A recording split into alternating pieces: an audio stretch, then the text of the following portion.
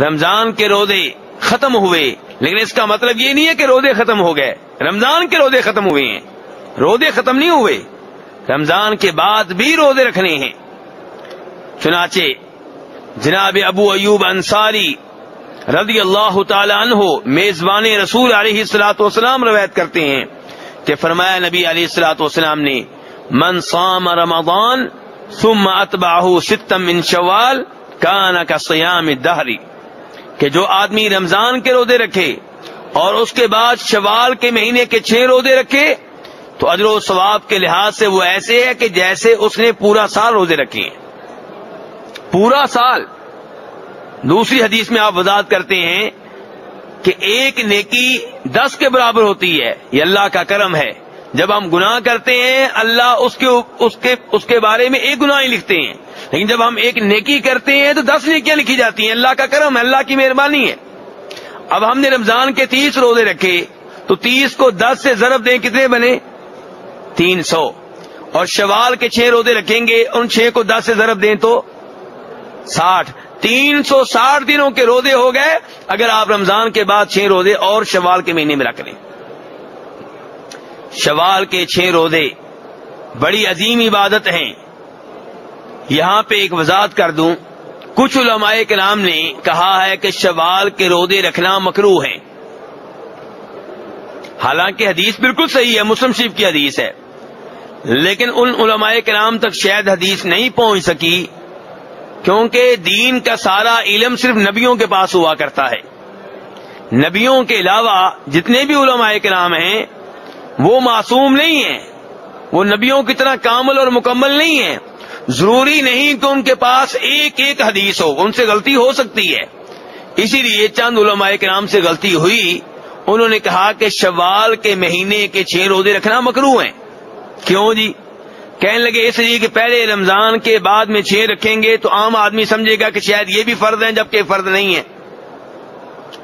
میرے بھائی، حدیث نبی علیہ الصلوۃ والسلام کی واضح ہے کہ رمضان کے بعد شوال کے 6 روزے رکھنے چاہیے، اور یہ آپ کا شبہ ہے کہ لوگ سمجھیں گے کہ شاید یہ بھی فرض ہے، اس شبے کی وجہ سے حدیث کو نہیں چھوڑا جا سکتا۔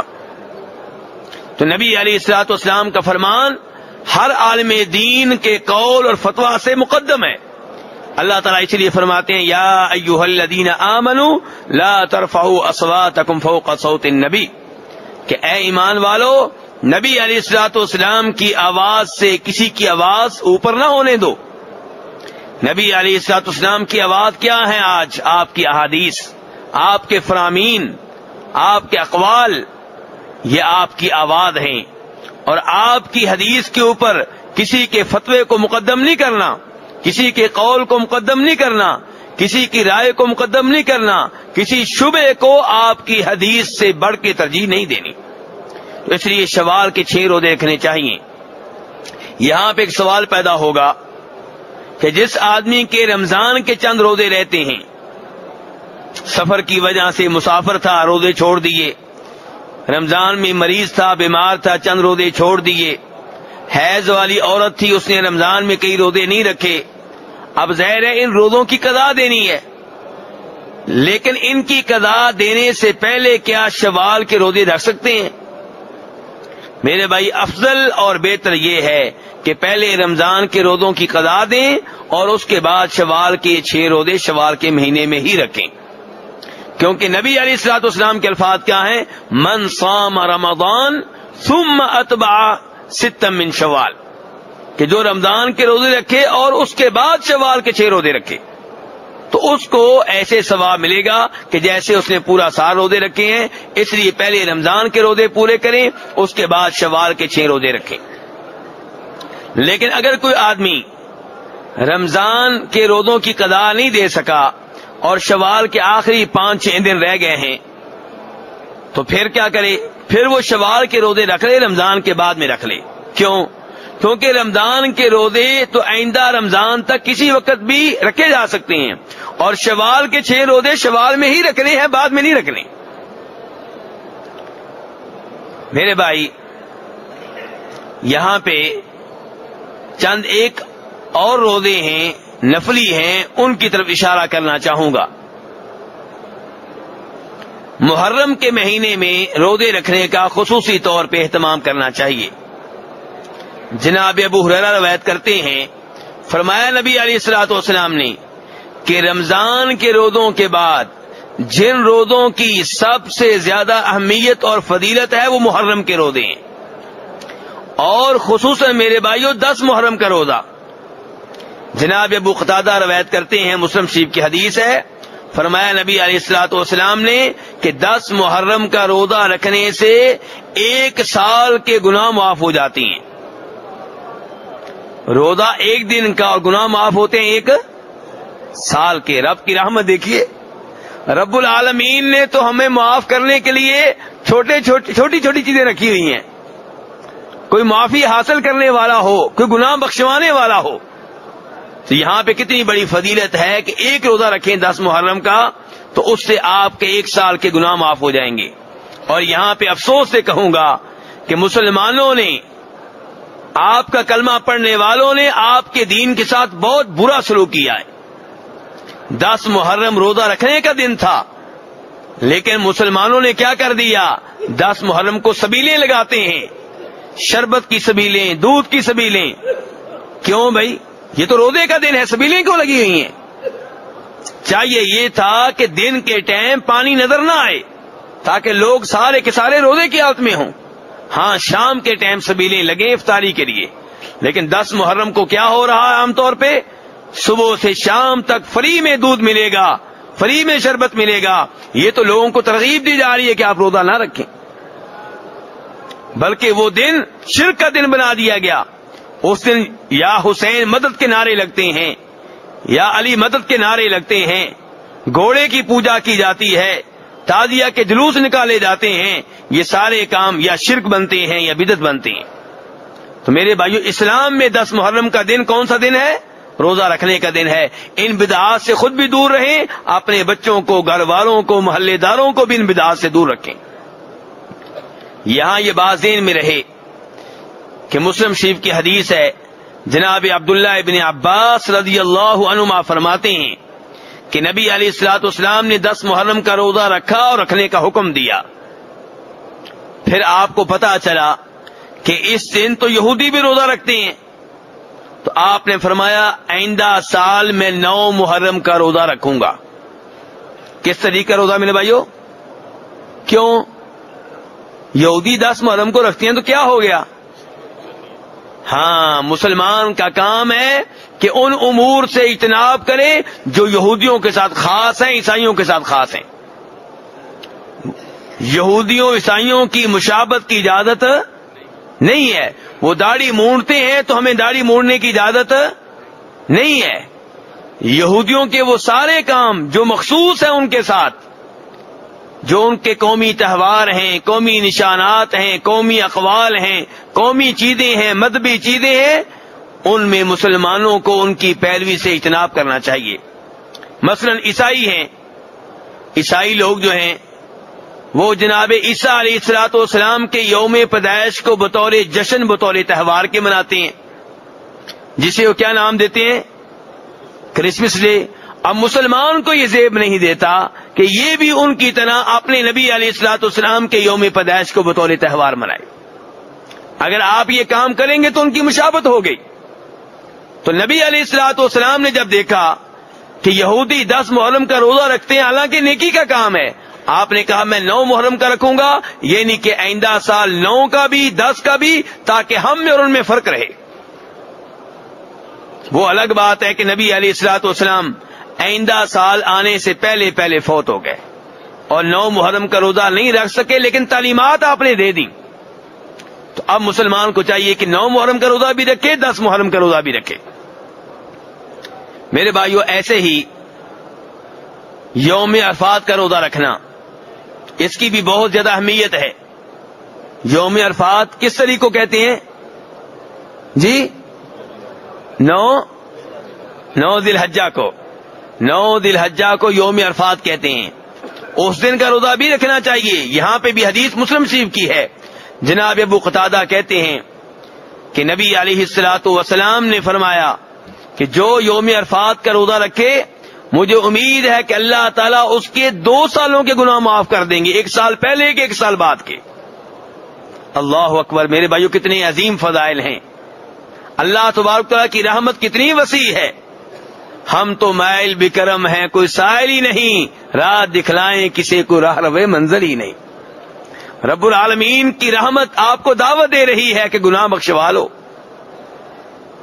حاجی لوگ حج کے لیے آئے، آپ نہیں آ سکے، آپ کے پاس مالی لحاظ سے یا جسمانی لحاظ سے حج کرنے کی طاقت نہیں تھی، کوئی بات نہیں، آپ یوم عرفات کا روزہ رکھ لیں اور 2 سال کے گناہ معاف کروا لیں اللہ تعالیٰ سے۔ لیکن جو حاجی ہے اس کے لیے افضل یہ ہے کہ وہ یوم عرفات کا روزہ نہ رکھے، کیونکہ نبی علیہ الصلوۃ والسلام نے دوران حج اس دن کا روزہ نہیں رکھا تھا۔ میرے بھائیو، ایسے ہی ہر مہینے میں 3 روزے رکھنا، 13، 14، 15 تاریخ کو، اسلامی مہینے کی 13، 14، 15 تاریخ کو روزے رکھنا، یہ بھی نبی علیہ الصلوۃ والسلام کی سنت اور آپ کا فرمان ہے۔ جناب ابو ہریرہ فرماتے ہیں رضی اللہ تعالیٰ عنہ کہ نبی علیہ الصلوۃ والسلام نے مجھے وصیت کی تھی کہ ہر مہینے میں 3 روزے رکھنا۔ ایسے ہی نبی علیہ الصلوۃ والسلام، ترمذی شریف کی حدیث ہے، سوموار اور جمعرات کا روزہ رکھا کرتے تھے، سوموار اور جمعرات کا روزہ رکھتے تھے، اور آپ فرمایا کرتے تھے کہ میں چاہتا ہوں کہ میرے اعمال رب کے سامنے پیش ہوں تو اس وقت میں روزے کی حالت میں ہوں، کیونکہ آپ نے فرمایا سوموار اور جمعرات کو ہمارے اعمال اللہ کے سامنے پیش ہوتے ہیں۔ کس کے سامنے پیش ہوتے ہیں؟ نبی علیہ السلام کے سامنے نہیں۔ ایسی کوئی صحیح حدیث نہیں ہے جس میں یہ آتا ہو کہ نبی علیہ الصلوۃ والسلام کے سامنے امت کے اعمال پیش کیے جاتے ہیں۔ ہاں، اللہ کے سامنے اعمال پیش کیے جاتے ہیں سوموار کو اور جمعرات کو۔ تو آپ نے فرمایا میں سوموار جمعرات کا روزہ اس لیے رکھتا ہوں تاکہ جب میرے اعمال اللہ کے سامنے پیش ہوں تو میں روزے کی حالت میں ہوں۔ تو کہنے کا مطلب یہ ہے میرے بھائی، خلاصہ کلام یہ ہے کہ رمضان کا مہینہ ختم ہوا لیکن روزے ختم نہیں ہوئے۔ پورے سال وقتاً فوقتاً روزے رکھتے رہنا چاہیے۔ نبی علیہ الصلوۃ والسلام نفلی روزوں کا بہت اہتمام کیا کرتے تھے، آپ کے صحابہ کرام بھی بہت اہتمام کرتے تھے۔ لیکن نفلی روزہ رکھنے والے میرے احباب، میرے دوست، چند ایک چیزیں مد نظر رکھیں۔ نمبر 1، نفلی روزے کی نیت دن کے ٹائم بھی ہو سکتی ہے۔ اگر آپ نے فجر کی اذان کے بعد کوئی چیز نہیں کھائی، آپ صبح 8 بجے، صبح 9 بجے نفلی روزے کی نیت کرنا چاہتے ہیں، کر سکتے ہیں۔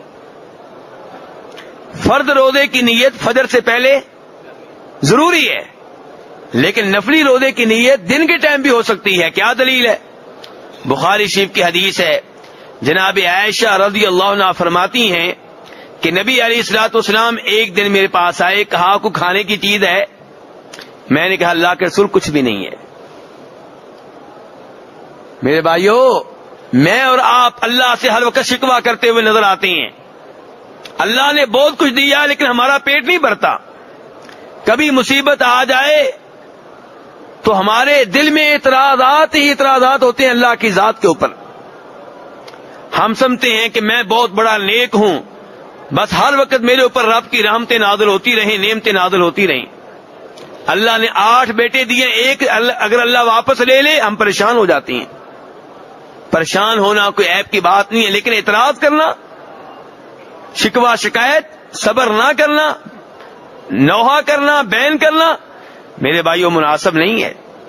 آپ کے پاس مکان ہے 5 مرلے کا اور فیملی بڑی ہے، اللہ سے شکوہ کرنا غلط ہے۔ دعا کریں کہ اللہ آپ کو وسیع مکان دے، لیکن اللہ سے شکوہ کرنا، دل میں اللہ کے اوپر ناراض رہنا بہت بد نصیبی کی بات ہے میرے بھائیوں۔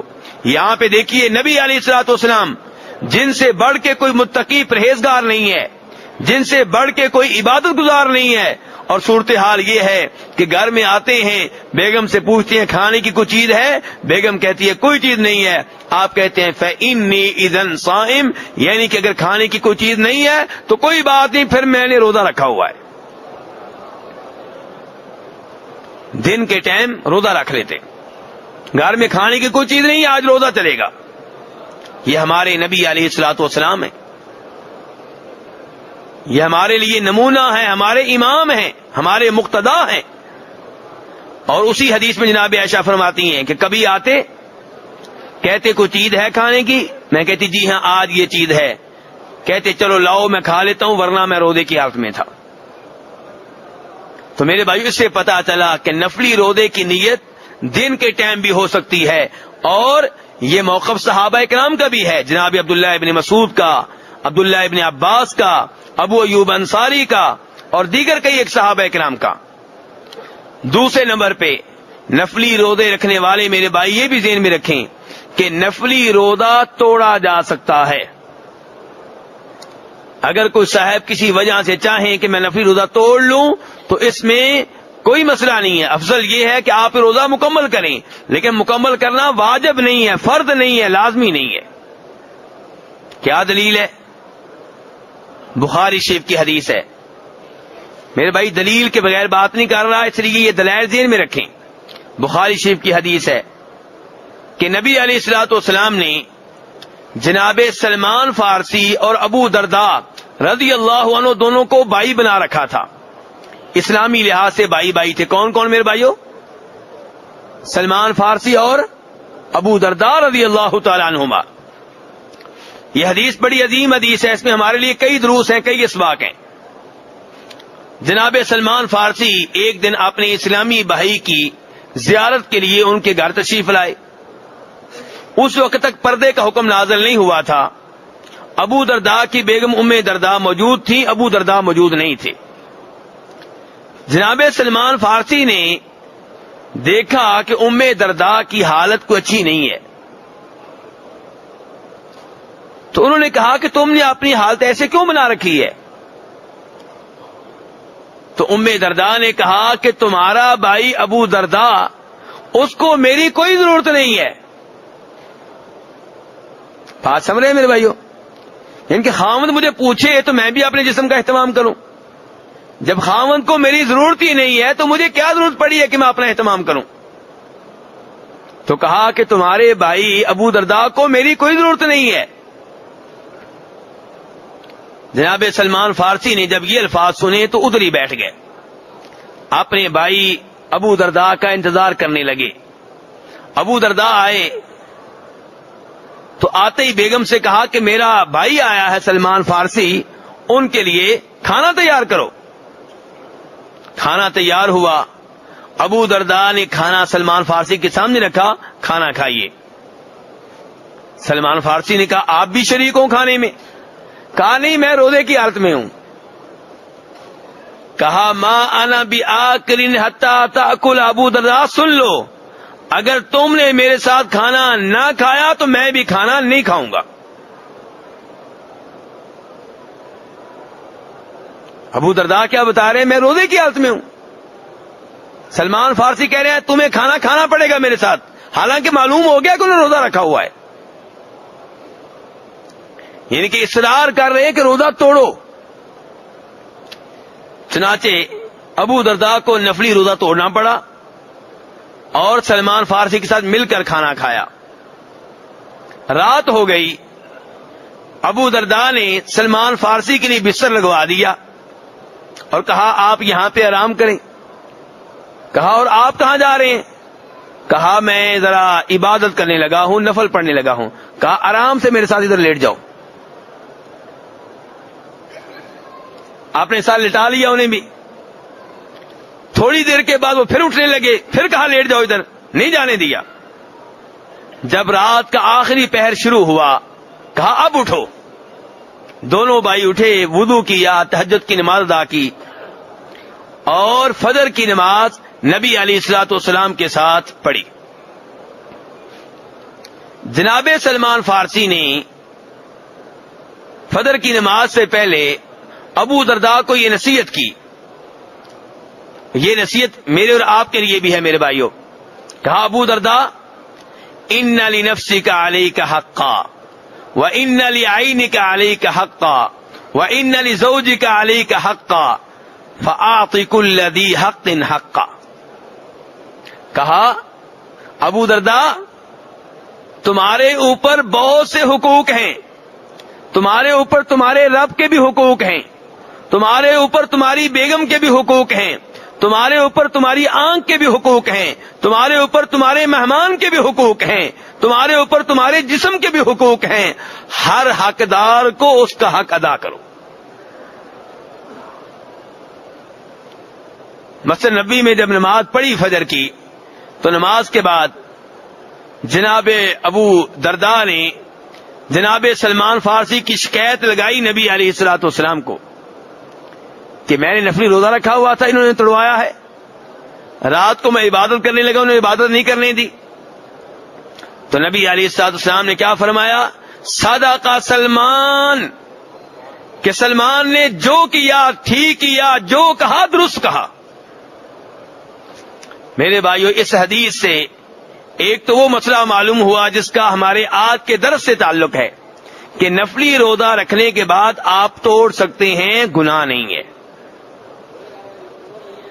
دوسرے نمبر پہ یہ مسئلہ معلوم ہوا کہ اسلام میں اعتدال ہے، افراط و تفریط نہیں ہے. آپ اولاد کے لیے کمائیں، بیگم کے لیے کمائیں، رب کو بھول جائیں یہ بھی غلط، اور رب کے حقوق ادا کرتے رہیں، بیگم کے حقوق بھول جائیں، اولاد کے حقوق بھول جائیں یہ بھی غلط. ہمارے ہاں کئی لوگ قصے کہانیاں بیان کرتے ہیں، کہتے ہیں کہ ایک بزرگ تھے جنہوں نے 40 سال تک فجر کی نماز عشاء کے وضو سے ادا کی. فجر کی نماز کس وضو سے ادا کی؟ اور وہ سمجھتے ہیں کہ ایسی کہانیاں بیان کر کے شاید ہم اس بزرگ کی شان میں اضافہ کر رہے ہیں. نہیں، اللہ کی قسم نہیں، کیونکہ جو کام خلاف سنت ہو اس سے بزرگ کی شان میں اضافہ نہیں ہوگا، کمی واقع ہوگی. ایسی غلط باتیں بیان نہیں کرنی چاہیے. وہ بزرگ بڑے اچھے بزرگ تھے، لیکن لوگوں نے ایسی کہانیاں ان کی طرف منسوب کر دیں جو خلاف شریعت ہیں. پوری رات جاگتے رہنا یہ نبی علیہ الصلوۃ والسلام کے طریقے کے خلاف ہے، سوائے رمضان کی آخری 10 راتوں کے. نبی علیہ الصلوۃ والسلام رمضان کی آخری 10 راتوں میں پوری رات عبادت کے لیے جاگتے، بچوں کو بھی بیدار رکھتے، گھر والوں کو بیدار رکھتے، خود بھی عبادت کرتے، ان سے بھی کرواتے. اس کے علاوہ آپ کی سنت یہ ہے کہ رات کو نیند بھی پوری کی جائے، رات کو عبادت بھی کی جائے. تو بہرحال میرے بھائیو، اس حدیث سے یہ مسئلہ معلوم ہوا کہ نفلی روزہ جو ہے وہ توڑا جا سکتا ہے. اب اس کی قضا کا حکم کیا ہوگا؟ جی، نفلی روزے کی قضا بھی نفل ہی ہوگی. نفلی روزے کی قضا واجب نہیں ہوگی، نفلی روزے کی قضا بھی نفل ہی ہوگی. جب آپ کوئی فرض چیز توڑ دیں تو اس کی قضا فرض ہوگی، جب آپ کوئی سنت چھوڑ دیں تو اس کی قضا سنت ہوگی، جب آپ کوئی نفل چھوڑ دیں اس کی قضا نفل ہوگی، سوائے حج اور عمرے کے. اللہ تعالی نے فرمایا وَأَتِمُّ الْحَجَّ وَالْعُمْرَةَ لِلَّهِ. حج اور عمرہ چاہے نفل ہوں، اگر آپ نے شروع کر لیا ہے اب مکمل کرنا ضروری ہے. وہ اگر درمیان میں آپ چھوڑ دیں گے تو اس کی قضا واجب ہوگی، اس کی قضا فرض ہوگی.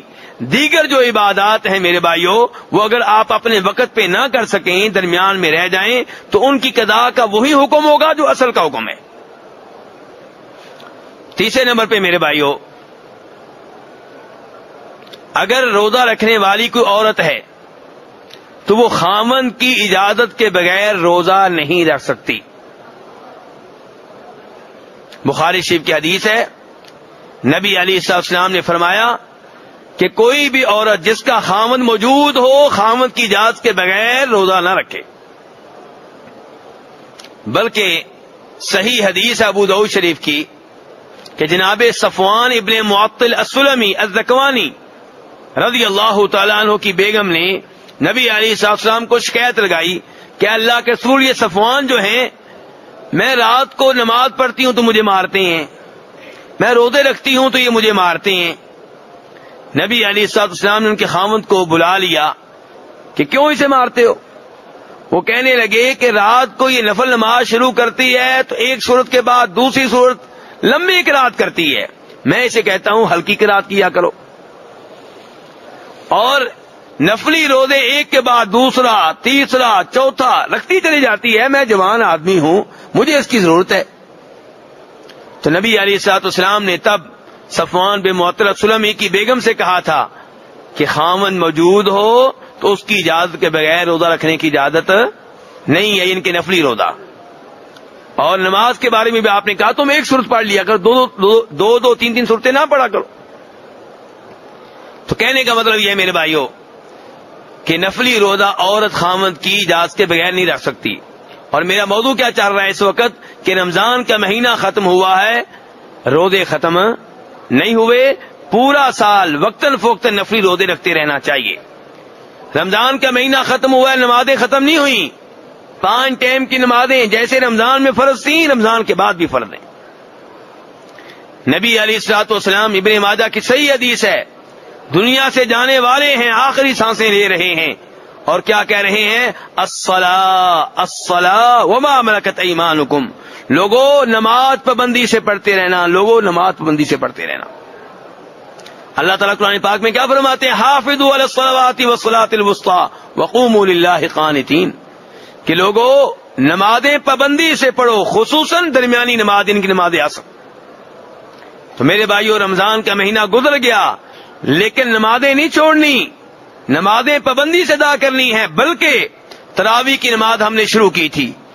ایسے ہی میرے بھائی، یہ تراویح کی نماز، یہ اس نماز کا نیا نام ہے. یہ نماز اللہ کے رسول کے زمانے میں بھی موجود تھی صلی اللہ علیہ وسلم. اسی نماز کو تہجد بھی کہتے ہیں. اگر سو کے اٹھ کے پڑھیں یہی نماز تہجد ہے. اس کو قیام اللیل بھی کہتے ہیں، صلاۃ اللیل بھی کہتے ہیں، رات کے نوافل بھی کہتے ہیں. تو یہ نبی علیہ الصلوۃ والسلام پورا سال پڑھتے رہتے تھے. ہمیں بھی چاہیے کہ رمضان کے گزر جانے کے بعد بھی یہ نماز پڑھتے رہیں. رمضان کے بعد اس کا نام تراویح نہیں ہوگا، اس کا نام تہجد ہوگا. اس کو آپ قیام اللیل کہہ سکتے ہیں، رات کا قیام کہہ سکتے ہیں، صلاۃ اللیل رات کی نماز کہہ سکتے ہیں، رات کے نوافل کہہ سکتے ہیں. یہ نماز بہرحال موجود ہے، 8 نفل اور 3 وتر. یہ نماز رمضان میں بھی ہے، رمضان کے بعد میں بھی ہے. نبی علیہ الصلوۃ والسلام نے فرمایا تھا کہ فرض نمازوں کے بعد جو نماز اللہ کو سب سے زیادہ پیاری لگتی ہے وہ تہجد کی نماز ہے، وہ رات کی نماز ہے. اور تہجد کی نماز کا سب سے بہتر ٹائم وہ ہے جو فجر سے پہلے کا ہے، رات کا آخری تیسرا پہر. ان کے رات کو 3 حصوں میں تقسیم کر لیں.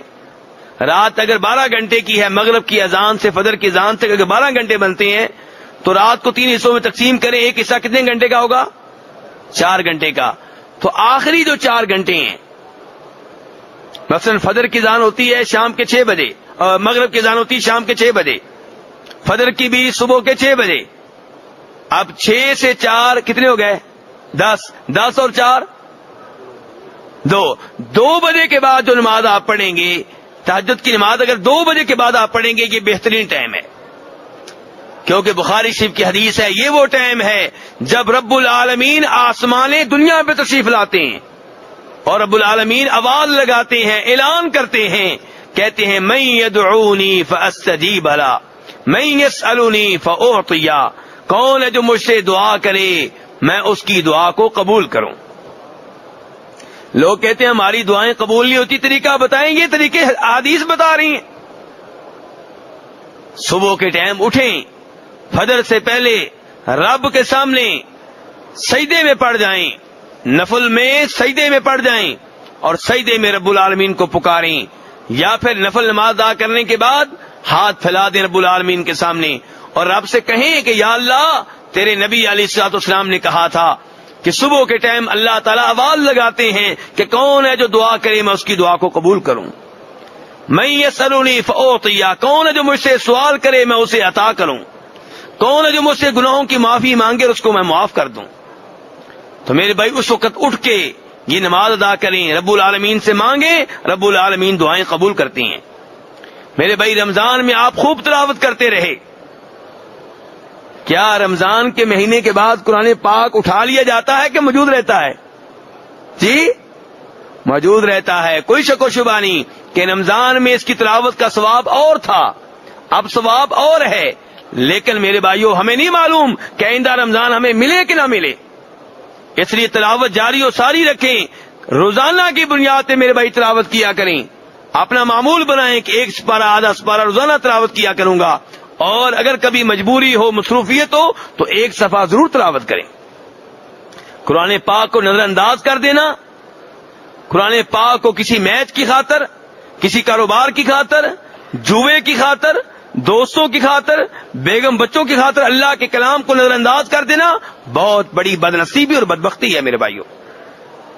اور قرآن پاک سے تعلق قائم رکھنا، کبھی تلاوت کی شکل میں، کبھی ترجمہ پڑھنے کی شکل میں، کبھی تفسیر پڑھنے کی شکل میں، یہ میرے بھائیوں بہت بڑا اعزاز ہے، بہت بڑی سعادت ہے.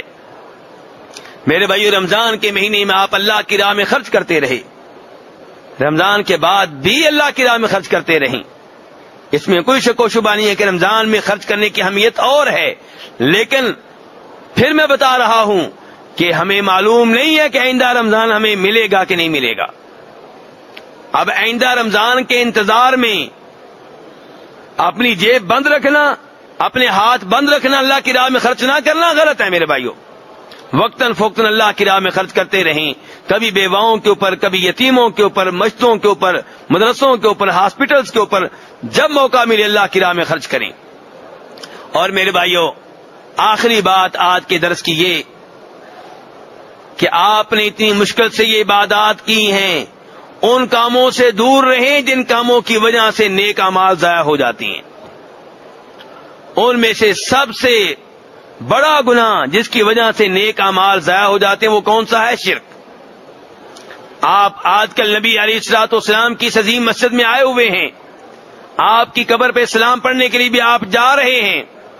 دھیان سے، نبی علیہ الصلوۃ والسلام کی عظمت اس میں کوئی شک و شبہ نہیں ہے.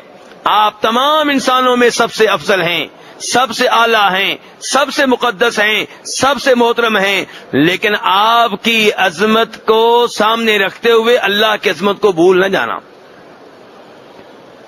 ایسا نہ ہو کہ آپ کی قبر پہ جا کے آپ کو پکارنے لگیں، آپ سے بیٹا مانگنے لگیں، آپ سے شفا مانگنے لگیں، آپ سے رزق مانگنے لگیں، ملازمت مانگنے لگیں، یا آپ سے یہ دعا کرنے لگیں کہ اے اللہ کے رسول علیہ الصلوۃ والسلام روز قیامت ہماری شفاعت کیجیے گا.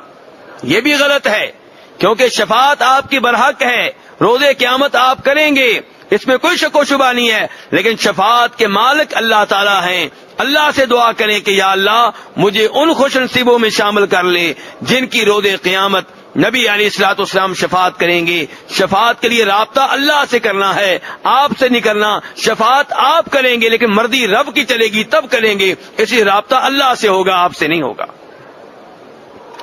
اللہ تعالیٰ فرماتے ہیں قل للہ الشفاعۃ جمیعا، کہ آپ کہہ دیں ساری کی ساری شفاعت کا مالک اللہ ہے. تو اس لیے میرے بھائیو توحید کو سنبھال کے، توحید بہت بڑا سرمایہ ہے، توحید بہت بڑی نعمت ہے. رب العالمین کو شراکت پسند نہیں ہے عبادت میں. آپ اللہ کے ساتھ عبادت میں کسی کو بھی شریک کر دیں رب العالمین ناراض ہو جاتے ہیں. آپ پوری زندگی اربوں خربوں سجدے اللہ تعالیٰ کو کرتے رہیں، ایک سجدہ کسی قبر والے کو کر دیں، رب العالمین بڑی غیرت والے ہیں، وہ کہتے ہیں سارے سجدے اٹھاؤ، یہ بھی ادھر لے جاؤ، مجھے کسی کی ضرورت نہیں ہے. رب العالمین کو وہ عبادت پسند ہے جو صرف اسی کے لیے ہو، کسی اور کی اس میں شراکت نہ ہو.